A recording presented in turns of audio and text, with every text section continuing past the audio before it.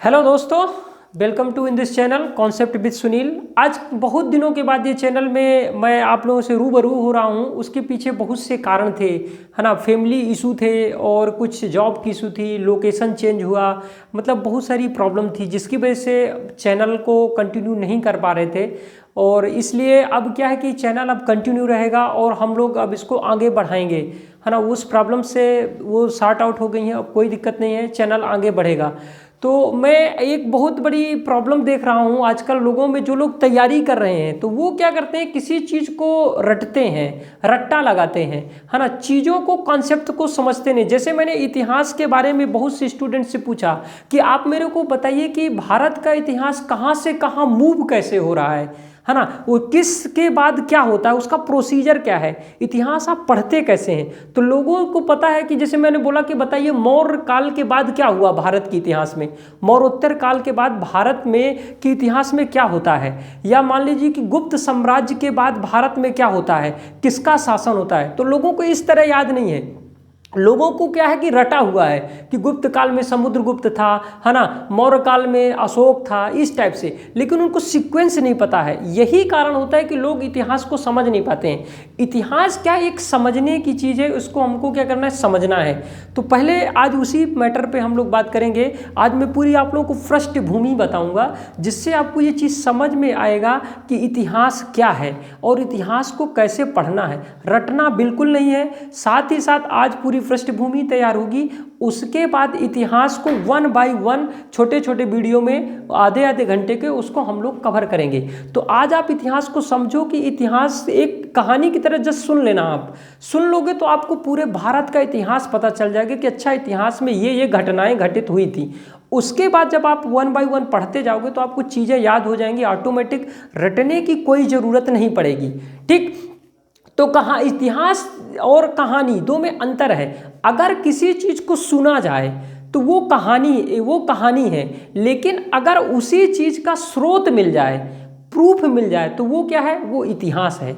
तो इतिहास के स्रोत कई चीज़ों से होते हैं कि वहाँ की लिपि है, उस समय की लिपि क्या थी, या उस समय के सिक्के, उस समय के अभिलेख, जो शिलालेख थे, शिलाओं में लोग लिख देते थे, है ना। उस समय की जो चीज़ें पुरातत्व से, खुदाई से मिलती हैं, तो इन्हीं चीज़ों से कार्बन 14 की मदद से निकाला जाता है कि ये कितने साल पुरानी चीज़ है और उस समय क्या होता था। तो इतिहास के अलग अलग स्रोतों के हिसाब से। तो अगर इतिहास की शुरुआत की जाए तो इतिहास का शुरुआत होता है 20 लाख वर्ष पहले से। 20 लाख वर्ष पहले जब मानव इस पृथ्वी पर आया तो उस काल को बोला जाता है प्रागैतिहासिक काल। प्रागैतिहासिक काल में क्या होता था कि मानव के पास खाने पीने के लिए कुछ नहीं होता था, उस शिकार पर वो रहता था, निर्भर रहता था, जिसमें से उस समय को हम लोग बोलते थे पाषाण काल। जो कि पत्थरों का यूज करता था मानव शिकार के लिए या किसी भी काम के लिए, उसको बोला जाता है पाषाण काल। अब पाषाण काल को 3 पार्ट में डिवाइड किया गया है। आपका पूरा पाषाण काल, मध्य पाषाण काल और नवपाषाण काल। नवपाषाण काल में ही मानव ने अग्नि की खोज की थी और पहिए की खोज की थी। ये पूरा का पूरा धीरे धीरे मानव का जो डेवलपमेंट हुआ, विकास हुआ, तो ये आपका मानिए कि 20 लाख से लेके 10,000 वर्षों तक हुआ। ठीक, उसके बाद का इतिहास धीरे धीरे कुछ चीज़ें लोग डेवलप होते गए। फिर बाद में आता है कि दूसरा आर्द्र ऐतिहासिक काल। आर्द्र ऐतिहासिक काल को माना जाता है इतिहासकारों के द्वारा कि 2300 ईसा पूर्व से लेके 1750 ईसा पूर्व। मतलब जैसे आज हम लोग बात कर रहे हैं तो आज हम लोग कब किस में हैं, 2300 उसमें जी रहे हैं, 2023 में। तो 2023 आप पीछे जाइए, उसके बाद फिर 2300 पीछे जाइए, तब जाके आपको पता चलेगा कि लगभग मान के चले कि 23 दूनी 46, लगभग 4600 वर्ष पहले की बातें चल रही हैं। वहाँ पे सिंधु घाटी सभ्यता थी, जिसकी हम लोग स्टडी करते थे कि सिंधु घाटी सभ्यता में उस समय के लोग एक नगरीय सभ्यता थी। वहाँ के जो नगर बने हुए थे तो वो पूरी तरह से ईंटों की रोडें थी, और जो रोडें थी वो 4 कोने में समकोण में थी। तो काफ़ी उन लोगों का व्यापार भी होता था आज से 4600 वर्ष पहले। लेकिन उसमें अगर देखा जाए तो 2300 से लेकर 1750 ईसा पूर्व, तो इसको हम लोग मानते हैं कि बाद में पता नहीं, इतिहासकारों को खुद ही नहीं पता है कि सिंधु घाटी सभ्यता का विनाश कैसे हुआ या क्या हुआ, तो उनको किसी इतिहासकार को पता नहीं। तो इतिहासकार जो तीसरे स्टेज में आते हैं तो ऐतिहासिक काल पढ़ते हैं। इन तीनों में अंतर ये है, प्रागैतिहासिक काल का मतलब वो है कि जिसके स्रोत भी नहीं है ना, और ना ही उसके बारे में कुछ पता ही नहीं है ना, कोई स्रोत नहीं है इतिहास के पास, कोई अभिलेख नहीं है, तो और ना ही उसको पढ़ा जा सकता है, तो उसको बोला जाता है प्रागैतिहासिक काल।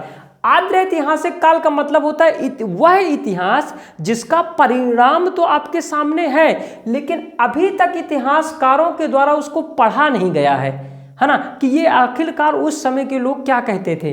तीसरा होता है कि ऐतिहासिक काल। ऐतिहासिक काल मतलब ऐसा समय जिसका जो वो चीज़ें हैं, जो लिखी गई चीज़ें हैं या जो चीज़ें मिल गई हैं, जो लिपि है वो अवेलेबल है और उसको पढ़ा भी गया है और उसको पढ़ा जा सकता है, तो उसको बोला जाता है ऐतिहासिक काल। ठीक है, तो सिंधु घाटी सभ्यता जो थी तो 2350 से लेके आपके 1750 ईसा पूर्व तक थी। अब क्या हुआ कि 200 सालों का कोई रिकॉर्ड ही नहीं है पिक्चर में, है ना। तो अब जो नया इतिहास शुरू होता है इतिहासकारों के पार, वो होता है ऐतिहासिक काल। उसकी डेट दी गई है आपकी 1500 ईसा पूर्व से लेकर के 1500 ईसा पूर्व से लेके 600 ईसा पूर्व तक। इस चीज को बोला जाता है आपका ऐतिहासिक काल, है ना। तो ऐतिहासिक काल या जो आप लोग पढ़ते हो प्राचीन काल, तो ये 1500 से लेकर के 1000 तक का जो समय है, इसको भी इतिहासकारों ने क्लासीफाई किया है, तो इसको बोला गया है ऋग वैदिक काल। और ये जो 600 ईस्वी से लेके आपके बाद में आगे तक 712 तक, तो ये तो प्राचीन काल के अंदर ही आती हैं।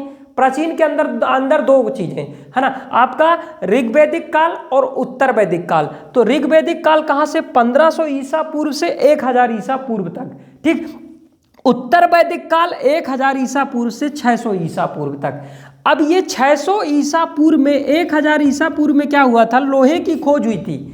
लोहे की खोज होने के कारण ही इसे कलयुग कहा गया है।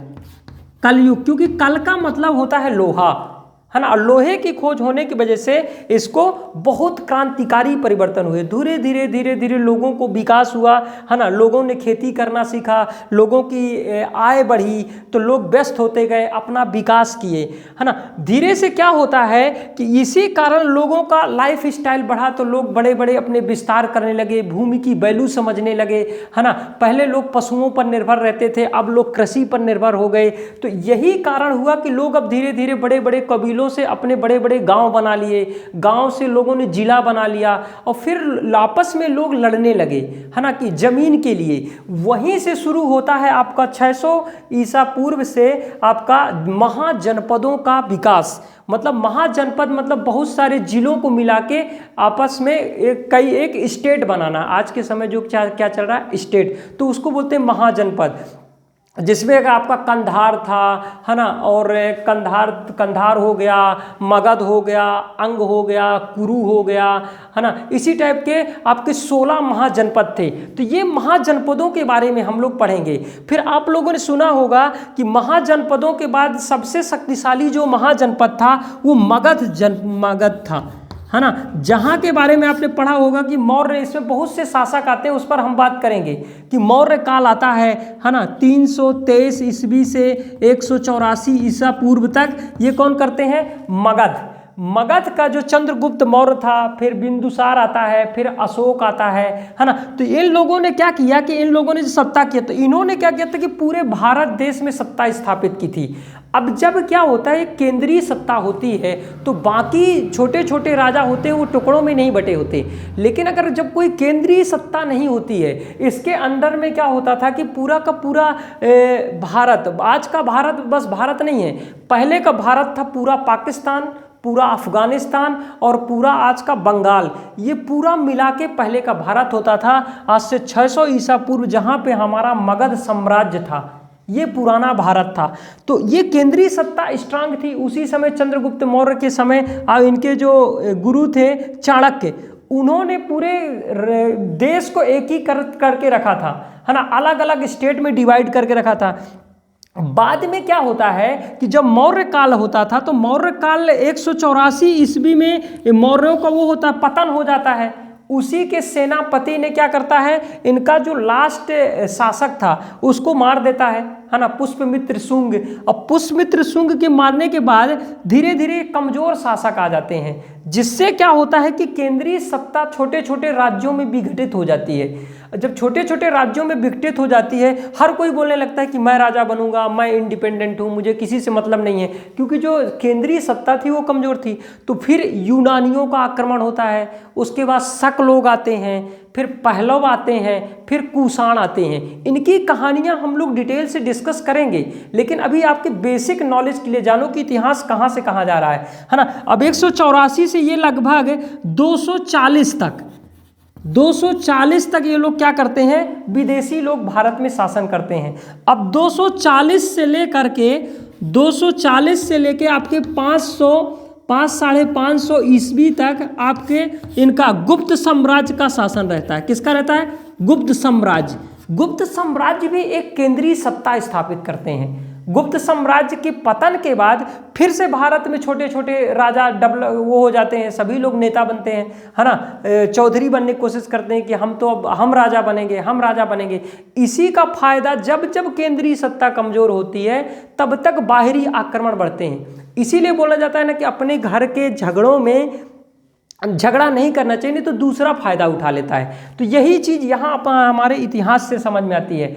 अब इसके बाद क्या हुआ कि हर्षवर्धन का समय आया। हर्षवर्धन के समय के बाद आपका जो 7वीं सदी थी मतलब 712 ईस्वी, यहाँ पे पहली बार अरबों का आक्रमण होता है। अरब मतलब तुर्की वाले लोग। कौन से? तुर्की वाले लोग, है ना। तो ये तुर्की वाले जब 712 में अटैक करते हैं, पहली बार मोहम्मद बिन कासिम पहली बार भारत में आक्रमण करता है और विजयी होता है ना, और धन दौलत लूट के वापस चला जाता है। यहां से इतिहासकार इसको बोलते हैं कि मध्यकालीन भारत स्टार्ट हो गया, है ना। इसको 712 से लेकर के आपके 1191 तक इसको बोलते हैं पूर्व मध्यकाल, ठीक। और 1192 से लेके 1500 आपका 26 तक, है ना, या इससे भी और ज़्यादा पूरा ले लो, जहाँ तक इन लोगों का 1857 की क्रांति तक, इसको बोलते हैं उत्तर मध्यकाल। इसमें क्या होता है कि उत्तर मध्यकाल यहाँ पे बहुत सारे शासक आते हैं जो तुर्की लोग होते हैं। तुर्की के इस्लाम धर्म का प्रचार होता है। खिलजी वंश आता है, गुलाम वंश आता है, खिलजी वंश आता है, तुगलक वंश आता है, सैयद वंश आता है, लोधी वंश आता है। फिर 1526 में सिकंदर आता है ना, जो कि वो क्या था, तो वहाँ पर तो वो थे, ये सभी तुर्की वाले थे, जिसको दिल्ली सल्तनत बोला गया। फिर जो 1526 में बाबर आता है उसको बोला जाता है मुगल साम्राज्य। मुगल साम्राज्य क्यों बोला जाता है? क्योंकि जो बाबर था तो उसका जो पिता थे तो वो क्या थे? तुर्किश थे, है ना, तैमूर के वंशज थे। और लेकिन जो उसकी माता थी वो क्या थी? मंगोल की थी। मंगोलिया आज भी एक देश है जो कि ऊपर जैसे मैप में देखा जाए तो ऊपर यहाँ पे रसिया है और यहाँ पे बीच में मंगोलिया है, इसके नीचे चाइना है। तो चाइना के ऊपर और रसिया के नीचे यहाँ बीचों बीच अभी भी मंगोल एक देश है। तो वो इसीलिए वो अपनी माँ से प्रभावित थे, इसीलिए वो क्या बोले, उनका नाम पड़ा क्या? कि मुगल हैं। तो 1526 से लेके 1857 की जब क्रांति हुई थी, है ना, तब तक जब अंग्रेज लोग उसके हरा दिए थे सिराजुद्दौला को, है ना, 1757 में, तब जाके इसको बोला कि मुगल साम्राज्य आया था। फिर उसके बाद की कहानी सभी लोगों को पता है कि 1600 ईस्वी में 1602 में अंग्रेज भारत आए, पुर्तगाली भारत आए 1498 में, फिर अंग्रेज भारत आए, फिर 1664 में फ्रांसीसी भारत आए। तो सभी लोग कमज़ोर पड़ गए, लेकिन अंग्रेज़ों ने फिर अपना 1947 तक क्या किया? 1947 तक भारत में अपनी सत्ता स्थापित की। तो वो सभी लोगों ने पता है कि हम अंग्रेज़ों के गुलाम थे। तो आप ये देखिए कि हमारे इतिहास में, हमारे भारत देश में किन किन लोगों ने शासन स्थापित किया और इसका क्या क्या फ़र्क हमारे देश में पड़ा। तो इसलिए हमारे अपने देश के इतिहास को समझिए। अब ये सभी चीज़ें, जितनी भी चीज़ें मैं बता रहा हूँ, तो मैं एक एक करके सिंगल सिंगल वीडियो में एक एक चीज़ अपन स्टार्ट करेंगे और डिटेल से डिस्कस करेंगे। आज तो मैंने एक पृष्ठभूमि बताई है कि हमारा इतिहास कैसे कैसे आगे बढ़ रहा है। अब धीरे धीरे पूरी चीज़ों को मैं कवर करूंगा। तो आज आपको ये पता चल गया होगा कि भारत में किस टाइम पे क्या क्या हुआ, है ना। और एक बेसिक चीज़ के लिए मैं आपको थोड़ा सा क्लियर कर दूं डेट वाइज, ताकि आपको थोड़ा सा वो आइडिया रहे कि चीज़ें हुई कब कब कैसे कैसे। तो आपको रटना नहीं पड़ेगा इतिहास को। इतिहास को क्या होना, समझना है, रटना बिल्कुल नहीं है। अगर आप इतिहास समझ जाएंगे तो आपको चीज़ें क्या रहेंगी, याद रहेंगी। वो गारंटी मेरी है कि कैसे आपको मुझे याद कराना है, बात समझिएगा पहले। लेकिन जो अगर आप किसी भी एग्जाम वगैरह की तैयारी करेंगे तो हम लोगों को जो प्रागैतिहासिक काल है उसको अभी नहीं पढ़ना है। मैंने बताया ना कि जो 20 लाख वर्ष से लेकर के 10,000 तक का जो समय है, इसको बोलते हैं हम लोग पाषाण काल। पाषाण काल, तो इसमें हम लोग 3 चीज़ों की बात करेंगे, है ना। पुरा पाषाण काल, मध्य पाषाण काल और नव पाषाण काल। धीरे धीरे मानव का विकास होता गया। मानव पहले क्या करता था कि कृषि नहीं करता था, वो जानवरों को पालता था और मांसाहारी रहता था। वो खाता पीता था मांस, उसी से उसका दिनचर्या चलता था, जिसको आदिम मानव बोलते हैं। बाद में ये 10,000 वर्ष के बाद धीरे धीरे मानव का विकास होता गया। तो समय आता है 2300 ईसा पूर्व से लेकर के आपका 1750 ईसा पूर्व। इसको बोला जाता है सिंधु घाटी सभ्यता का समय। सिंधु घाटी सभ्यता, सिंधु आज भी हमारे भारत में एक नदी है, उसी के आसपास एक बहुत बड़ी सभ्यता पाई गई जहां लोग निवास करते थे, तो इसी को बोला गया सिंधु घाटी सभ्यता। और एक नगरीय सभ्यता थी, यहाँ पैसा भी चलता था, ये लोग व्यापार भी करते थे, प्रोडक्शन भी करते थे, तांबा वगैरह की खोज की थी, कांसे की खोज की थी। तो बहुत एक डेवलप्ड एक सभ्यता थी, जैसे आज की सभ्यता है। लेकिन ये सभ्यता 1750 ईस्वी से, ये पता नहीं इसका पतन कैसे होता है, आज तक इतिहासकारों को भी नहीं पता है कि इसका पतन कैसे हुआ, क्या हुआ। लोग अंदाज़ा लगाते हैं कि हो सकता है कि बाढ़ आई होगी, भूकंप आया होगा, या कोई दूसरी जाति के लोग आए होंगे जो इसका क्या किए होंगे, इसको ख़त्म कर दिए होंगे। हमारा इतिहास 1700 से लेकर के 1700 से 1500 के बीच, ये 200 वर्षों का इतिहास गायब है।